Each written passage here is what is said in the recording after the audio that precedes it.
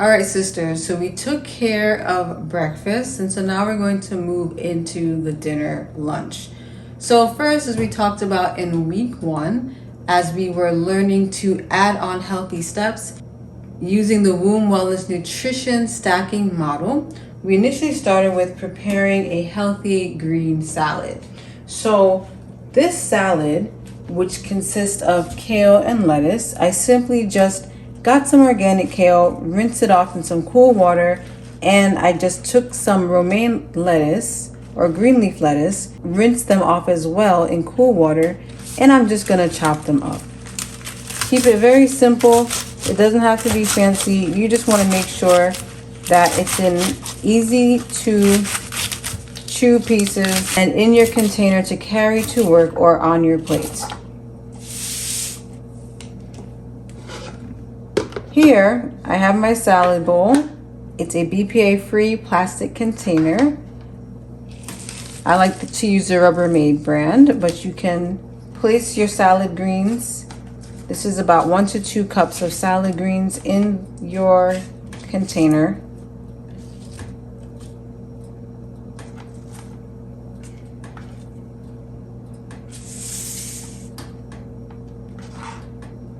And then we're going to add on additional produce items like cherry tomatoes. Get cherry tomatoes or grape tomatoes. They're very easy to simply rinse off dry and put them onto your salad. I also have some carrots here that I quickly washed and peeled. These are organic carrots. They're very cheap to get, and they're also healthier for you. I'm now going to cover the salad.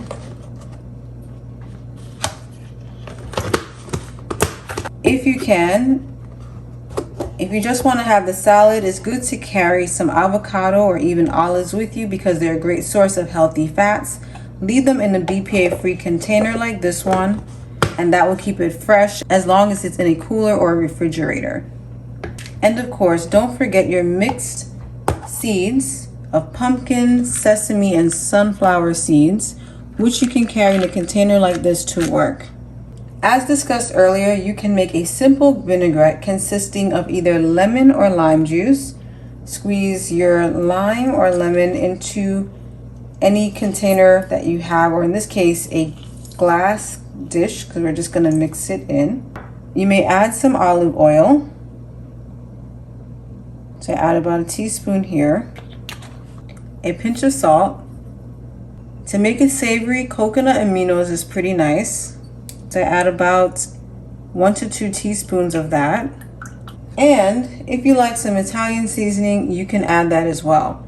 In general, you can add any seasoning that you like to your basic vinaigrette. Stir it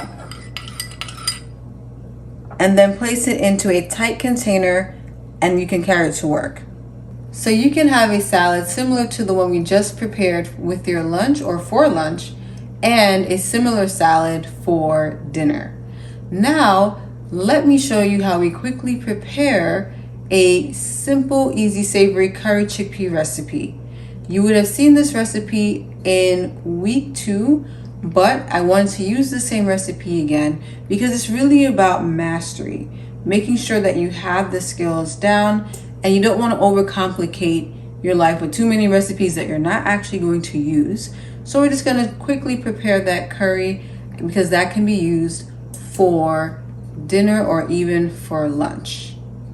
To let your meals stretch longer throughout the week, it's also good to roast some low-carb starchy vegetables like pumpkin or squash while you are preparing your savory dish for the first half of the week. In this case, we're doing the curry chickpeas.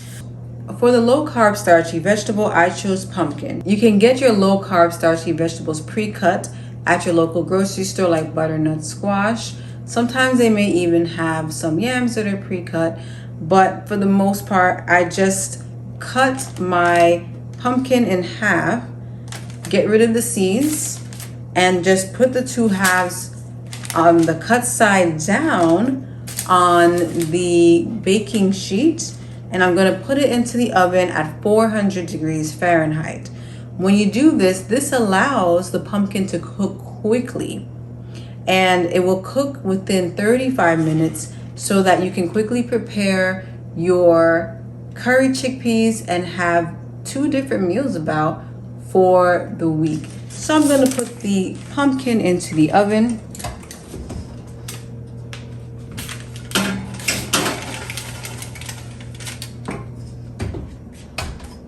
And time it for 35 minutes. So now we're going to prepare our curry chickpeas, and it's very easy to make. So here we have a can of organic chickpeas. We're going to put that into our pot, which has been heating on medium-high heat. Next, we're going to add our white yams. Now, this is about 2 cups of pre-chopped white yams. They're about 1 inch thick. Then we're going to add a full cup of chopped onion and add 3 cloves of minced garlic. We're going to add some spices. We have a teaspoon of rosemary, a half a teaspoon of turmeric, a 4 teaspoon of salt, a teaspoon of thyme, an 1/8 teaspoon of allspice. We have some coriander here in the middle, about a 4 teaspoon of cumin, and bay leaf. Now let us add 2 tablespoons of curry powder.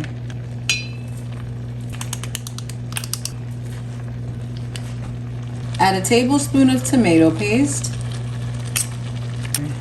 We'll add 3/4 cups of coconut milk. Now you want to stir in your ingredients.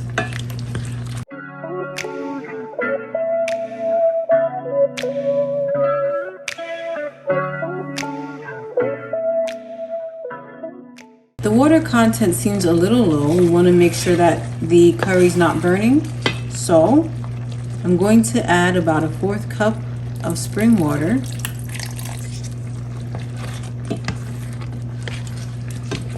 After adding your water, stir in the ingredients. Turn up the heat to a high heat, allowing the curry to simmer on high heat. Once it starts simmering, cover the pot with a tight lid, turn down the heat, and allow the curry to simmer at a lower heat for 15 minutes.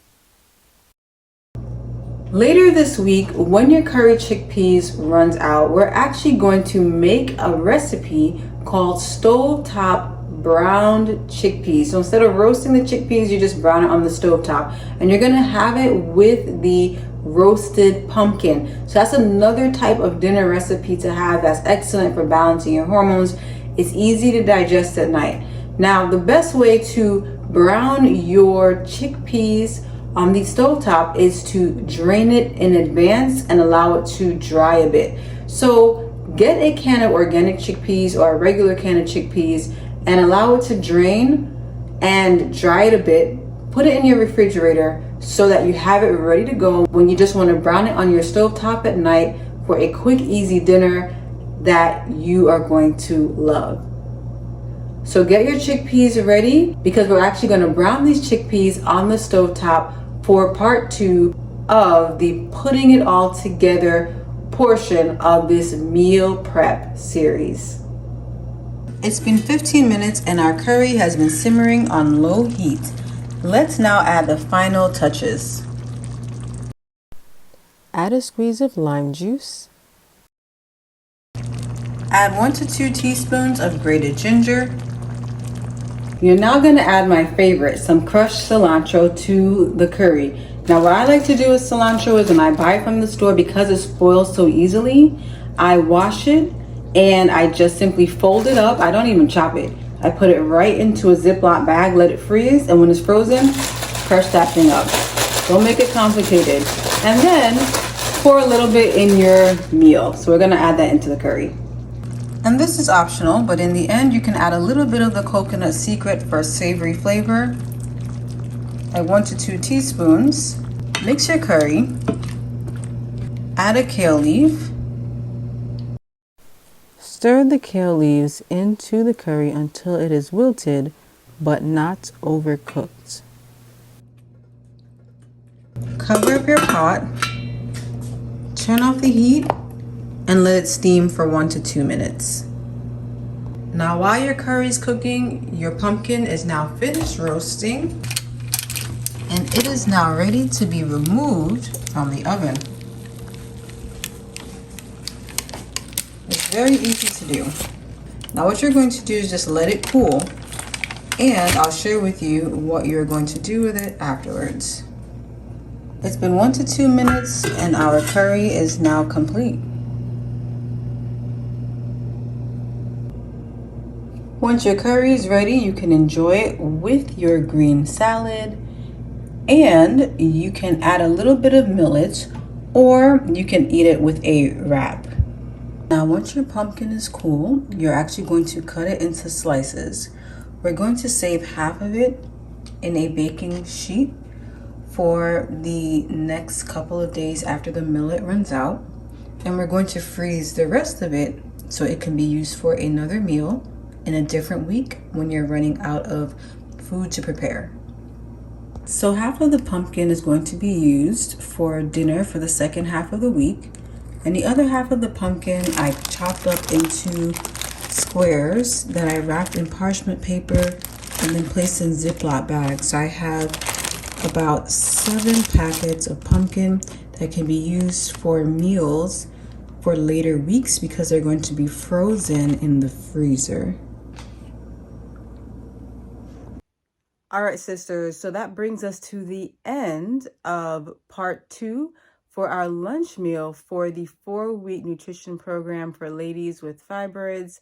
So in the next episode, I'm going to share with you how you can repurpose millet to make a savory evening meal, a simple dinner, in less than 30 minutes. It might even take you 15 minutes because it is that quick, that tasty, and that savory. So stay tuned for the next episode for the Lambert University Skillet Millet. You're going to love it. And if you like this content, subscribe to the channel, give this video a thumbs up, and don't forget to share it with other women who are looking for this type of content. See you in the next video.